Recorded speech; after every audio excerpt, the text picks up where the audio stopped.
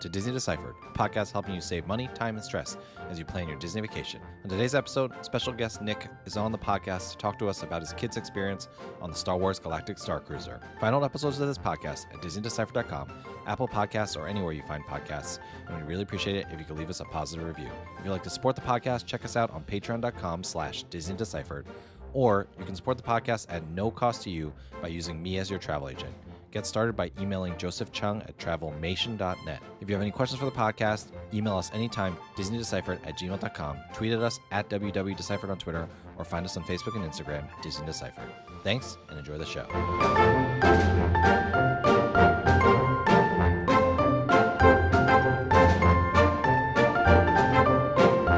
Hi, I'm Joe from As the Joe Flies, and Leslie from Trips with Tykes is not here with me today, but I have a special guest, old friend of mine from the old Observation Deck podcast that I used to record, came on a couple times to be a guest, Nick from Seattle. Nick, you are here today to talk to us about your experience on the Star Wars Galactic Starcruiser, but before we get to that, let's just talk a little bit about your Disney experience in the past.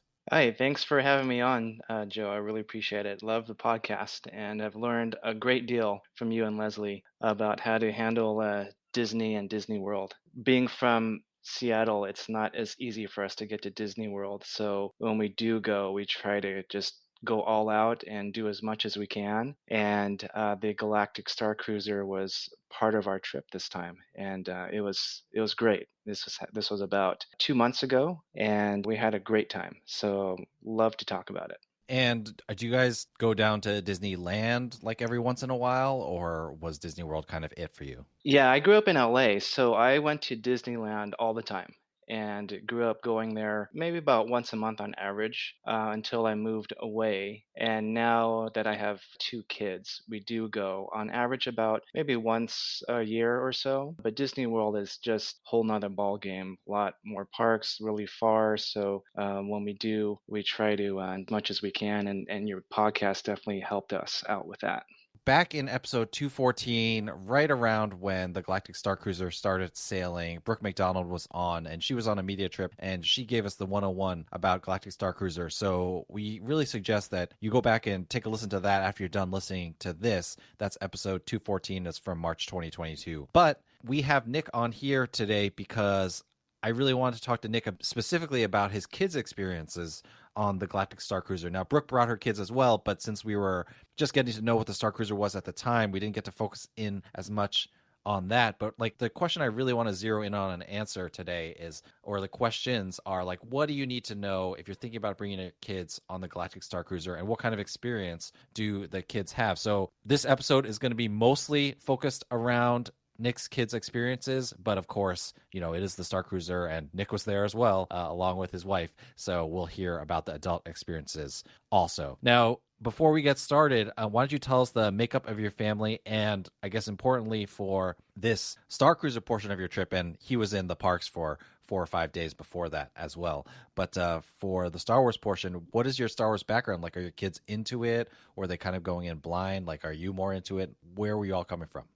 So we are a family of 4, so me and my wife, and I have a son who is 10 and a daughter who is 7. My wife and I are really into Star Wars, grew up watching that as kids and have watched all the movies and most of the series around them. So we did get our kids into it, but they haven't seen all the movies. They've seen episodes 4 through 9 and a lot of the shows like Mandalorian and Boba Fett. So I would say they are definitely fans of Star Wars. They know all the characters, but I wouldn't classify us as Star Wars nerds. We are definitely big fans. And when the Star Wars Galactic Starcruiser was announced about a year ago, this was something I was very interested in doing. Definitely had to save up money to make this happen, and I'm glad we did. And thank you, Joe, for being our agent to put that together for us and booking that. And we had a great time. And I think if you are a Star Wars fan, this is an experience you should do if you can make it happen. But you do not necessarily need to be a Star Wars nerd per se. You don't need to know all the background. You don't need to even see all the movies. The movies most important are, I would say, was episode 7, 8, and 9, because some of those characters you will see and you will interact with. But even just a Star Wars fan will have a great time on this. Yeah, so the background again for the Galactic Starcruiser, if you don't know, is that you are on a 2 night cruise on Chandrila Starlines, which the planet or system of Chandrila has actually shown up on Andor, which actually has me thinking, I don't know, they got to work on their canon here because there's a drink that they don't have at the Sublight Lounge, or something they put in the drink in Andor that Chandrilans seem to like, but it's Chandrila Starlines. You're on a cruise, but then on your cruise, like ostensibly you're going for a vacation, but then stuff happens and this whole story breaks out. And it is set in the time of the sequel trilogy. So that's episode 7 through 9. So, like Nick said, we will not get into spoilers until later. And even then, they'll be mild. But like Nick said, there are characters that you'll recognize from the sequel trilogy in that. All right. So great to know your background. If you were just to explain the Star Cruiser to families considering it, would you add anything to what I just said about my description of the Star Cruiser? Yes, I had a lot of friends ask what we were doing for our summer break, and when I tried to tell them about this, I had to explain this quite often. So I shrunk it down to telling them this is technically a hotel, but it's basically a cruise on land that simulates you being in space.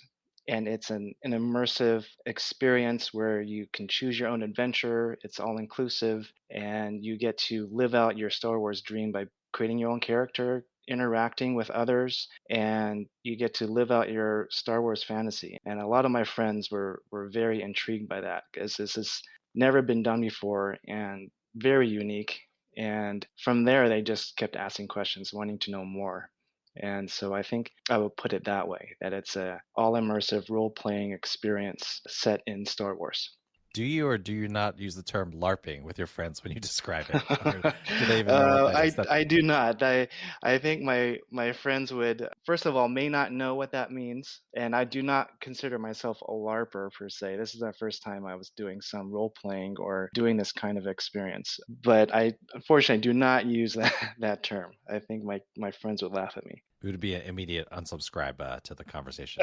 But yeah, for those of you who don't know, LARPing stands for live action role playing, and people do that like all the time, not just. But I think the cool thing about the Star Cruiser is this is a chance for people to essentially LARP for 2 nights, but it's totally contained. It's at Disney, and everyone there is doing the same thing. So, or most of the people at least. Right. Yeah. This is your chance to dress up and not feel out of place. And actually, if you're not dressed up, you might look a little bit odd because everyone has. I mean, some people go all out, full gear, all the body paint, everything, and they look really cool. Actually, people go up to them and want to take pictures with them. But you don't have to go all out. People sometimes just dress in shorts and t-shirt and just like you're going into one of the Disney parks, and it's fine. So you'll see everything from that. But if you do dress up, I think it'll enhance your experience. You'll feel more involved. You'll feel more connected to the story that you're going through and your path. The ones that dress up the most actually got the most attention from the cast members. I would notice that characters would remember their name better because they stand out and they know that they're more into it because they are involved and they have a background, they have a name, they're all dressed up, and so they would have more missions or get called out more. I totally forgot to put this in the notes, but what did you and your family do? Did you bring costumes or at least bounding costumes, like something that could pass off as Star Wars ish for both you and the kids? And I guess it could be different. Like I could imagine families, they just dress up their kids and then they just rock the shorts and t-shirts themselves. We should say, to be clear, Nick was there in August, so it was like super hot at the time. Those Jedi robes don't do too well in the I don't want to say Florida sun, but whatever planet, Batu sun. Yes, they call it bright suns because there's two suns on Batu, so it's definitely hot. But most of the time you're indoors in the Star Cruiser, so it's very comfortable being dressed up. So when we arrived, everyone has to go through valet. Most people did not dress when they arrived because you're a little bit you're in the shade, but you're a little bit outside and it's a little warm. So we just dressed in normal clothes. We came from Animal Kingdom Lodge and then went to the valet. And then once we checked in and got to our room, that's when we changed. And I think I would say majority of people is that's what I saw is they changed once I got on board, and we brought two outfits each, one for each day. The third day you basically have breakfast and leave, so most people are not dressed up that day. So day one and day two is when we dressed up, and it was a lot of fun. The kids were really into it. My kids went with the Jedi robes, and my daughter also had a Rey costume that she wore. My wife and I just kind of threw things together. You can find ideas online, but some people just go to a secondhand store and then just get, a jacket that looks from the Star Wars land. I actually had the Han Solo belt that I wore. You can't bring a blaster, but that little holster actually came in great because it I could put my iPhone in there, which is your data pad, or I put like snacks and treats in there just to carry around. So it worked out fine. And then had special shoes and then a special shirt that I bought online and just wore that. And it worked out well. Now, I am going to get my brown suit and high collar ready. But one tip I will have is you should not like even if you're wearing if you, even if your kid's wearing Ray robes, I think it's good to well, I mean for the kids maybe it's different, but like you do not want to go onto the Star Cruiser as Ray because Ray is an established character in the universe already. So you even no matter like even if you're dressed exactly like Han Solo, you want to give yourself a different name like San Holo or something like that.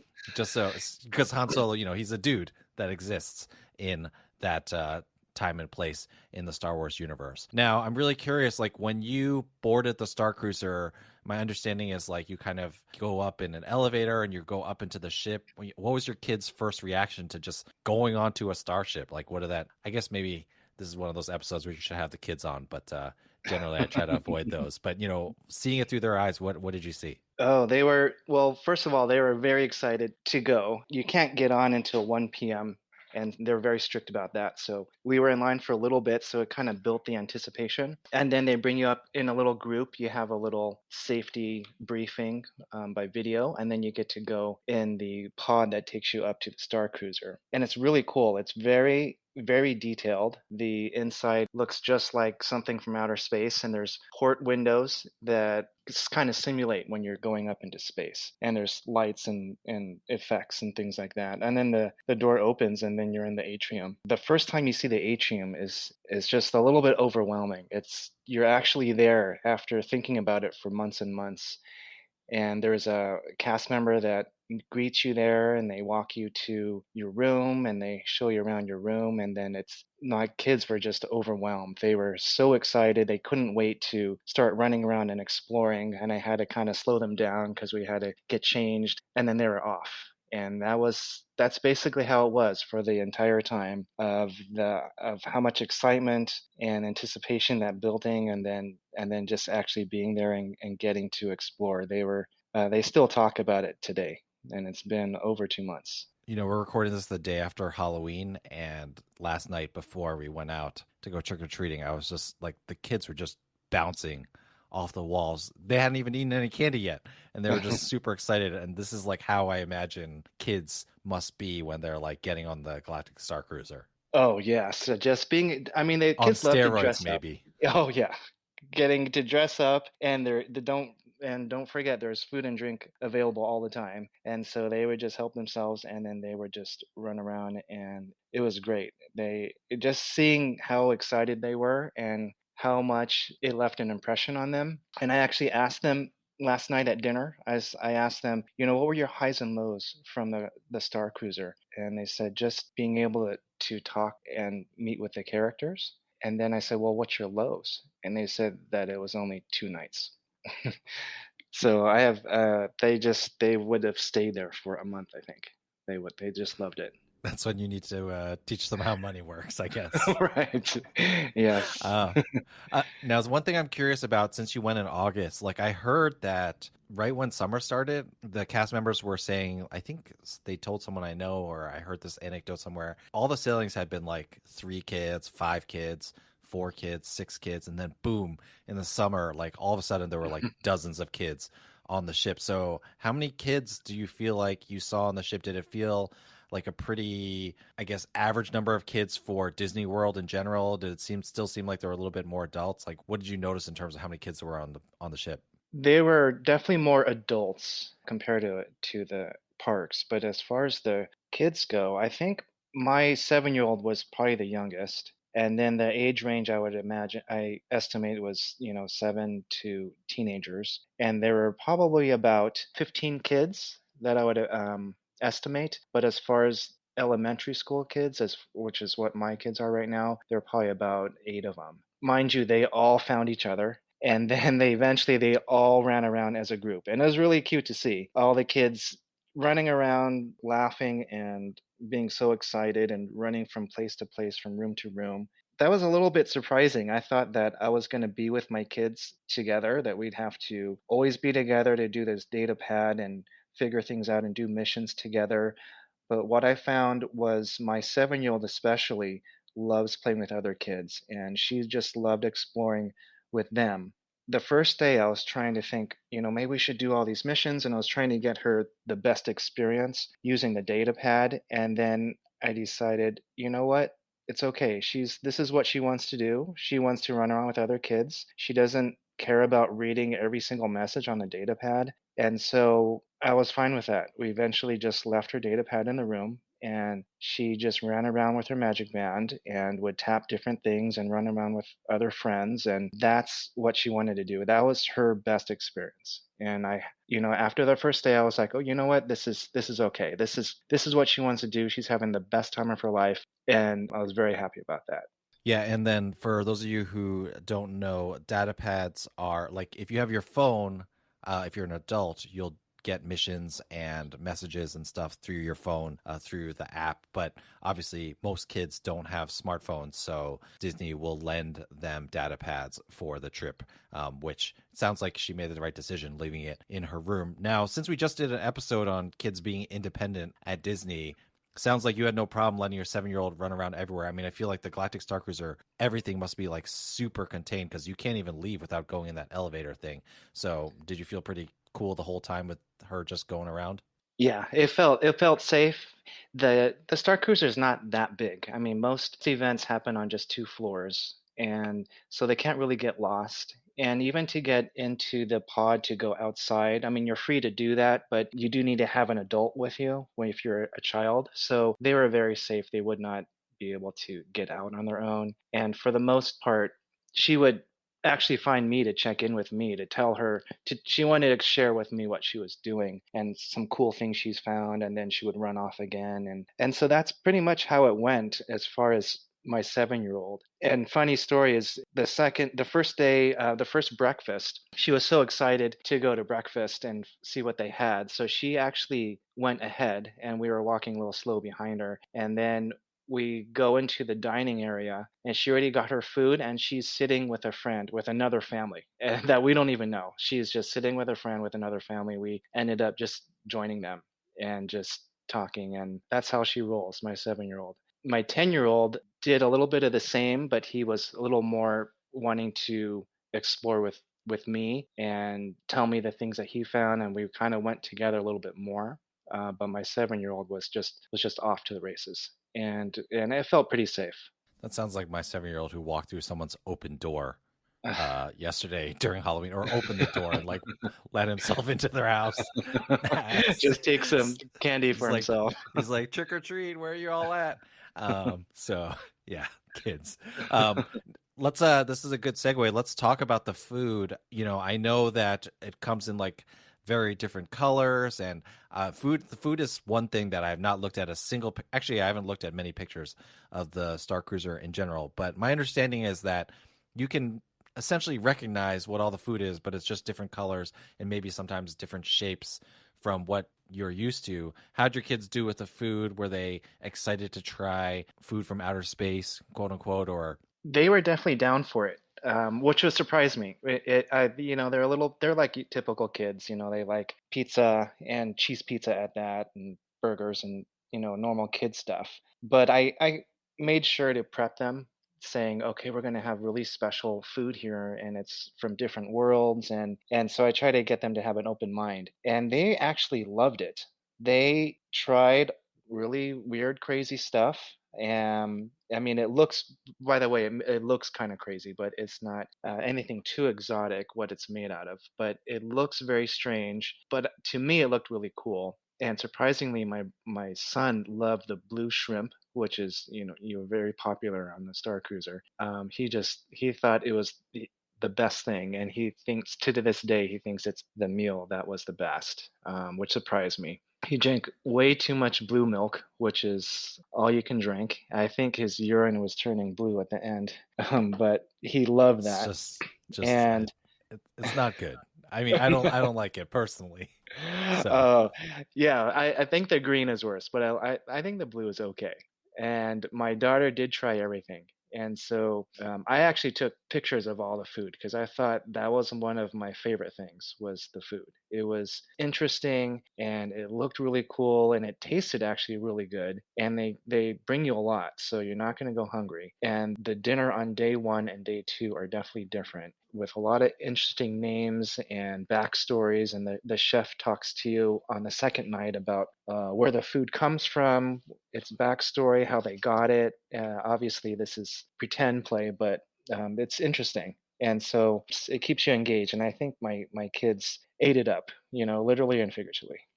so I gotta ask, since it's my favorite food in the entire world, is there space pizza, and is it a different color, or what are we talking about here? Well, unfortunately, the space pizza is only on the kids' menu. So it was Boo. not that spectacular. It's just kind of regular pizza. And that's just only because it's not part of the main meal. So it's just made special for kids. So not that exciting. Kids and 41-year-old adults who really love pizza and order off the kids menu as Right.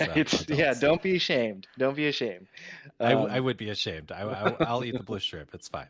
Um, my last question is, I find on Disney Cruise Line at their shows, it can be really loud and, it's tough to talk, and I know that there are story elements happening.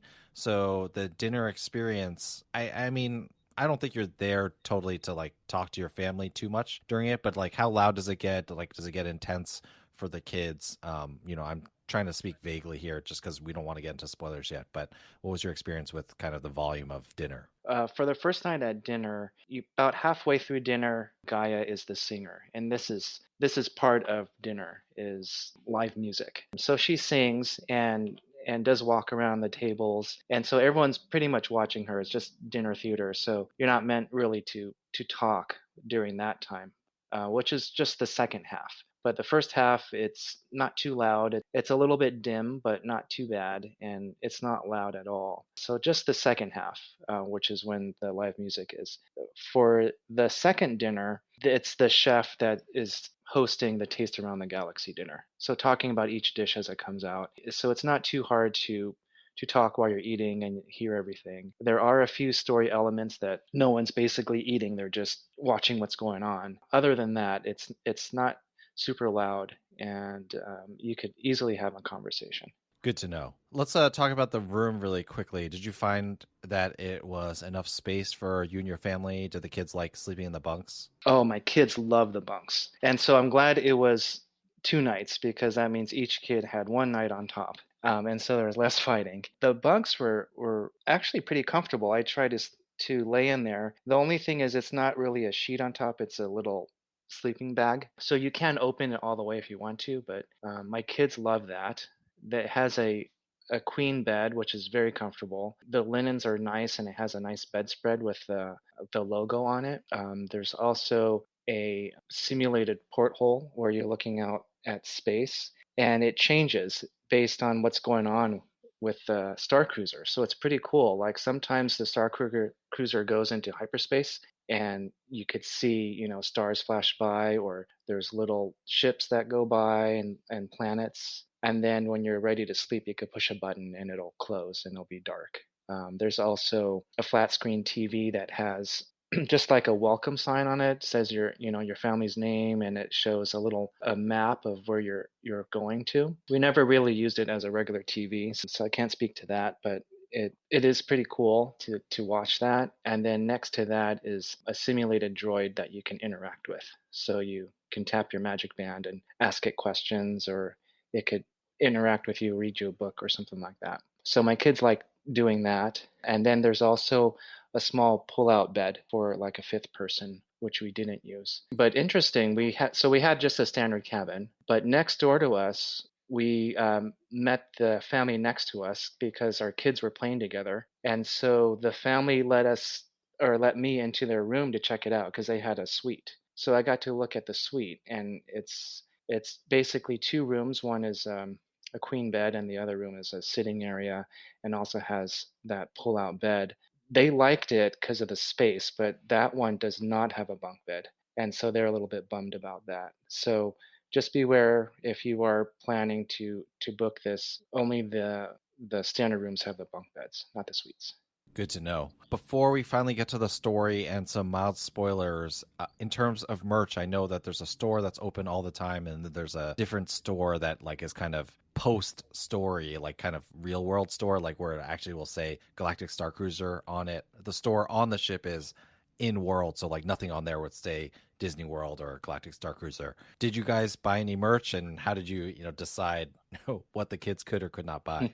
Yeah, it's very tempting because the store is right off the atrium. You can't miss it. And pretty much 90% of the stuff in there you can only buy in that store. So that's how they get you. You feel like obliged to buy something because it's unique and you can't get it ever again unless you're on a Star Cruiser. So we did spend some time in there, but my kids were pretty good. They didn't really ask for anything. They were so busy running around and exploring with their friends and doing different things that they really did not care, didn't bother me much. But I couldn't help myself but to at least get some souvenirs. And a mild spoiler is there are some souvenir secret pins that you can get. So I did get those, and they're really cool.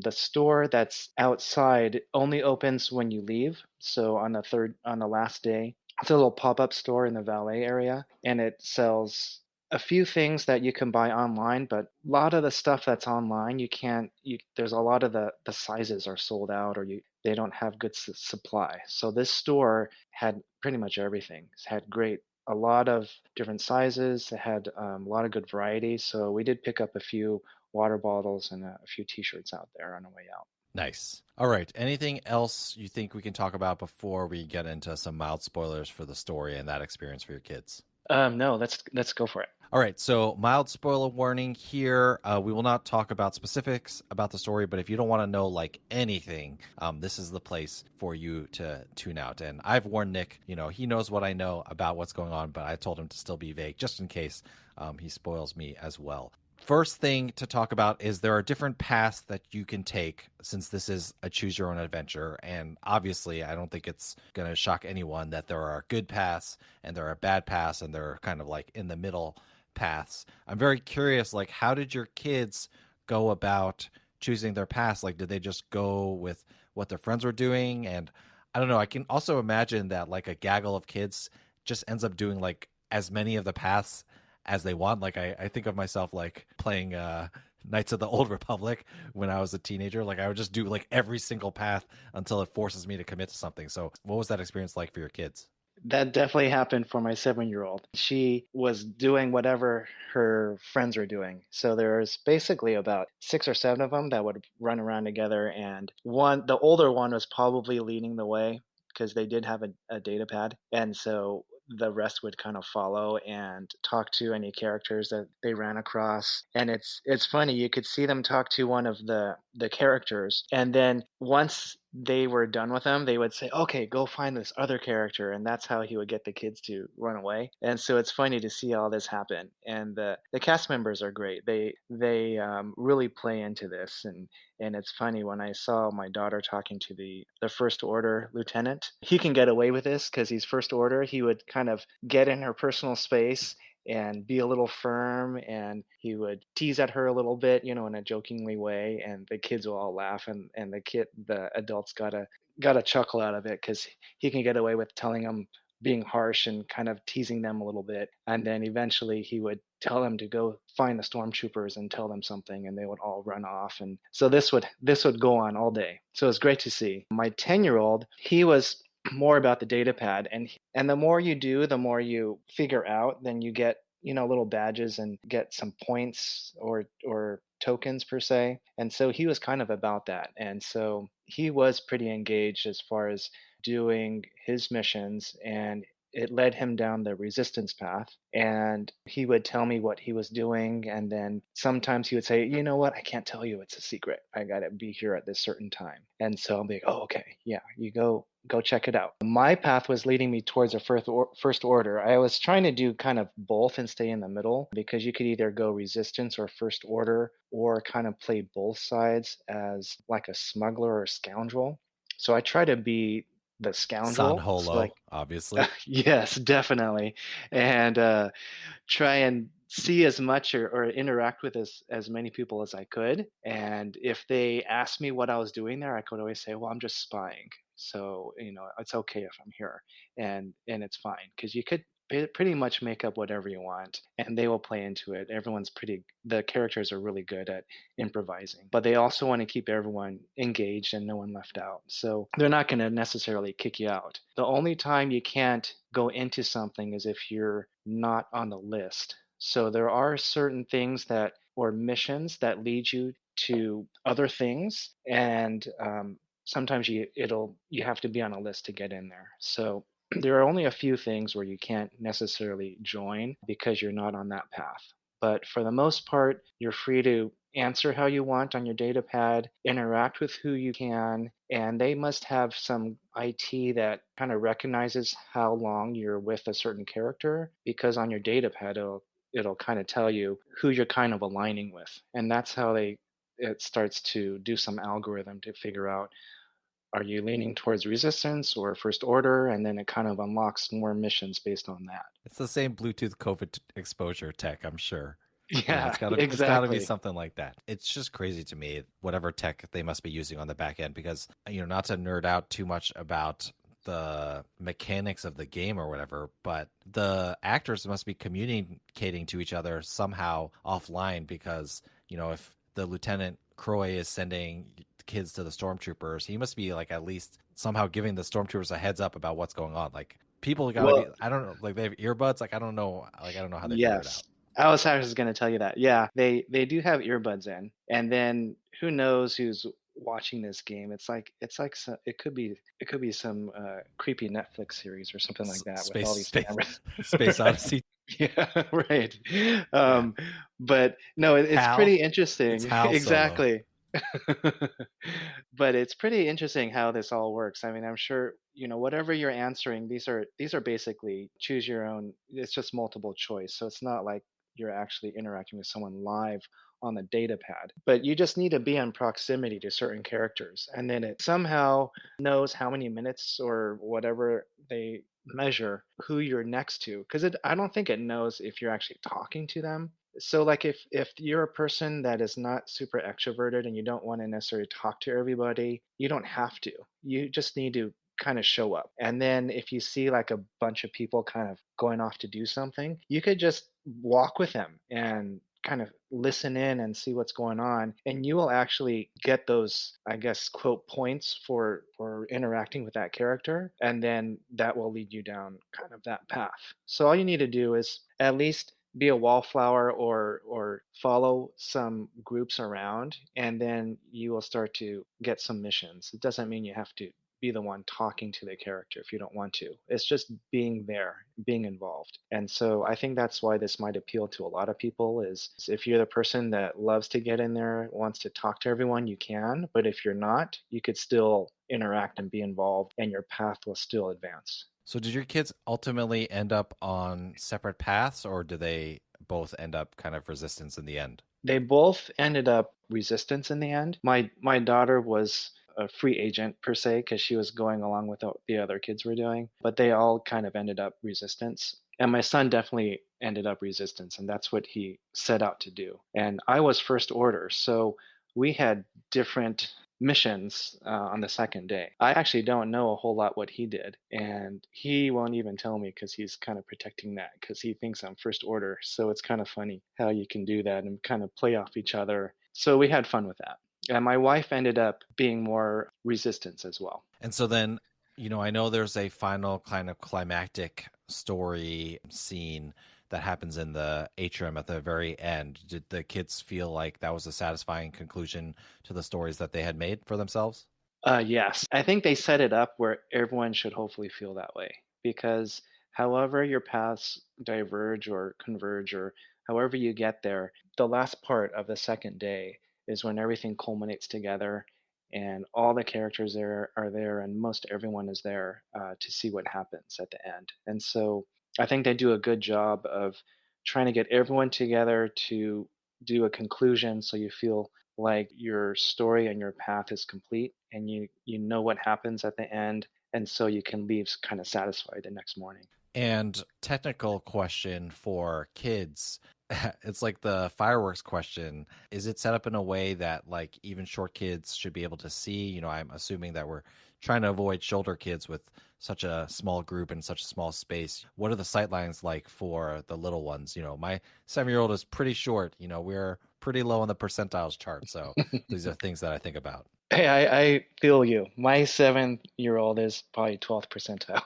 So she is on the short Hey, side. the exact same growth curve. Nice. Oh, perfect. They should have gone together. That would have been fun. But there are a bunch of benches in the atrium, and the kids just stood on those, and that was perfectly fine. Her standing on there was the same. She's basically the same height as me. And a lot of it like everything's happening like on the second, like on balconies on the second floor, right? Mostly in that final Most scene. actually, it's the final scene is there's characters on level with you, like basically right next to you. They actually told me I needed to stay where I was and not move because people are running around me. So everything's happening right there, right next to you on the main floor, and then some happens on the second level on the balcony, and everyone could see that for sure. The people that are on the main floor, though, they actually put them on a tiny little step stool so they're even a little bit elevated so people can see even easier. I don't think we had a big problem. And they're right in the middle too. Yeah, I mean those benches seem great because it's not like anyone, unless they have mobility issues, is going to really need to sit down on those. So that works for kids, I One think. one word of caution though, those benches, oh man, I've hit my shins many times on those benches. So because you're like watching something or looking at the balcony and you walk right into those. So just a word of warning, just watch out when you're walking around the atrium. Watch your knees. Watch your knees. Yeah. So that all sounds great. The last thing I want to know before we kind of wrap things up and talk about potential future cruises is, I guess, how tough was withdrawal or departure for your kids? Were they like super invest? I've seen. I mean, Brooke's kids. They were crying like when it was over, just because like they were so invested in everything. So what was that like for your kids? And I guess this is a good place to also insert like, were they completely overtired by the entire experience? I think a lot of adults were overtired too. That's one thing we worked in on the second day after Batu is we came back and I took a shower and that really helped, especially out in the August heat. But I let everyone just kind of chill out in the room for a little bit before we went out because it is kind of a late night. So I think most of the time, the most of the adults were tired. My kids did pretty well. Had no problem leaving. I kind of told them, it's time to get going and there were some other kids that were leaving at the same time, so they got to go out together. One tip is it's try and stay on as long as you can because then you kind of had the ship to yourself, and we were able to take a lot of pictures on the bridge before we left. So that was pretty good.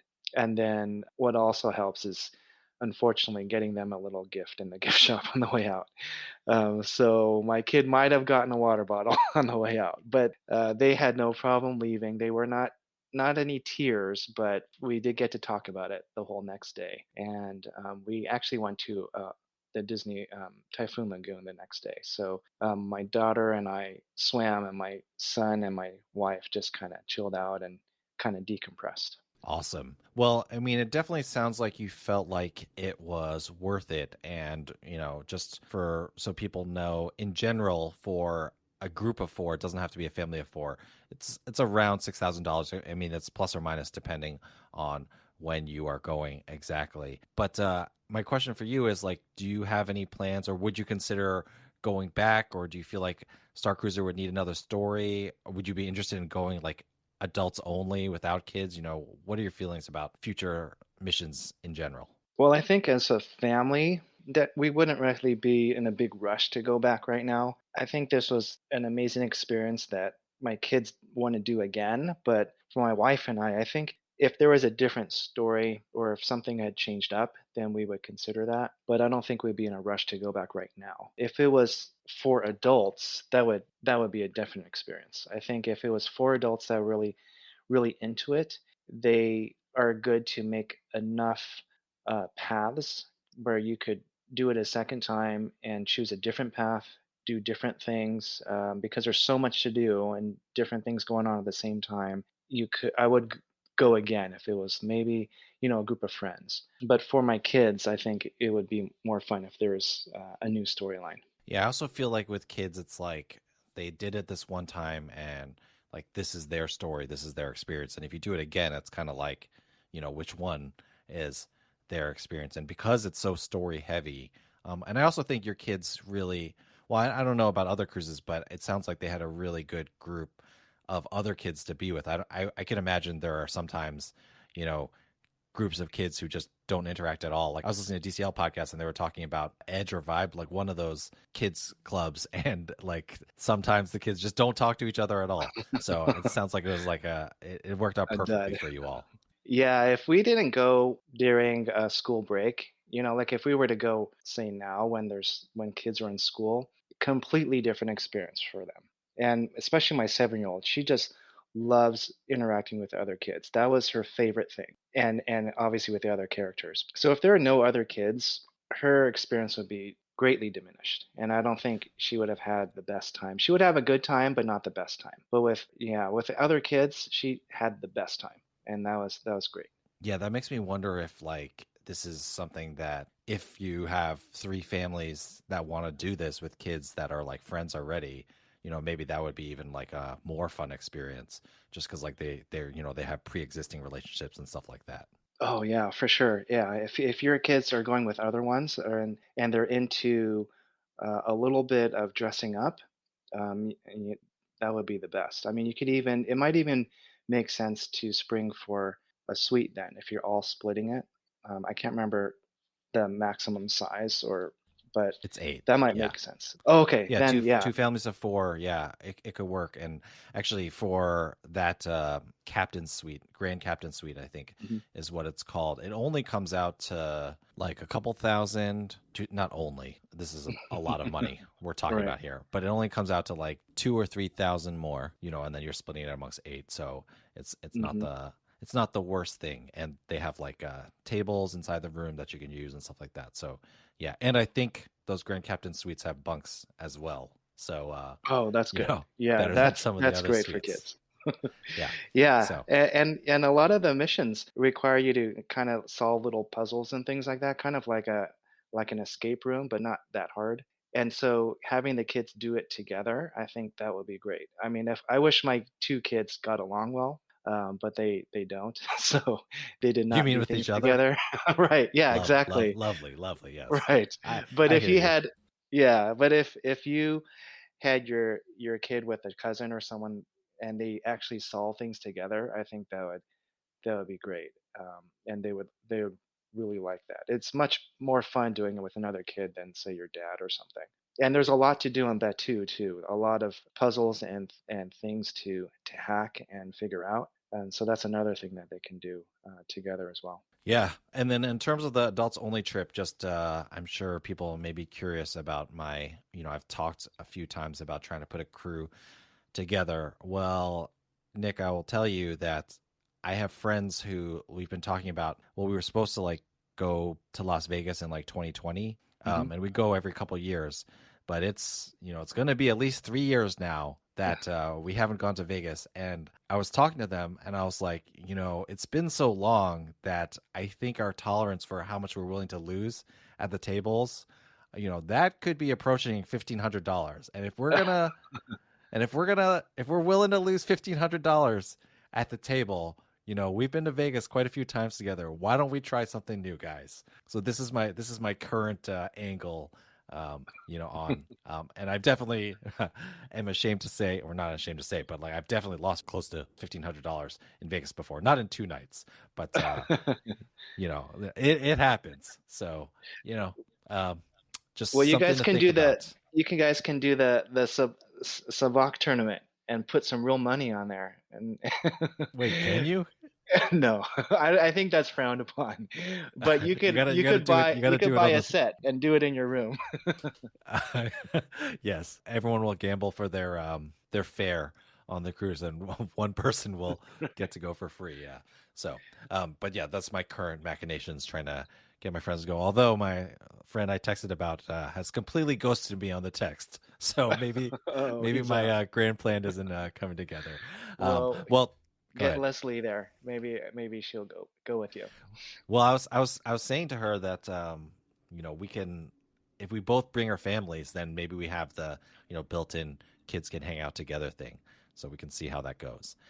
But Yeah, we'll see. and it's actually more fun, probably for the adults, because when the kids hang out together and go around on their own, then you're not tied to their storyline because you're kind of forced to do what they're doing. But if they are on their own, you could choose your own path and do your own missions and kind of feel free about doing that. And so that's I think that's a benefit, and that's what I was able to do, and that was great because that's the only way I was able to defect and go to the First Order and try that route. Betray your son?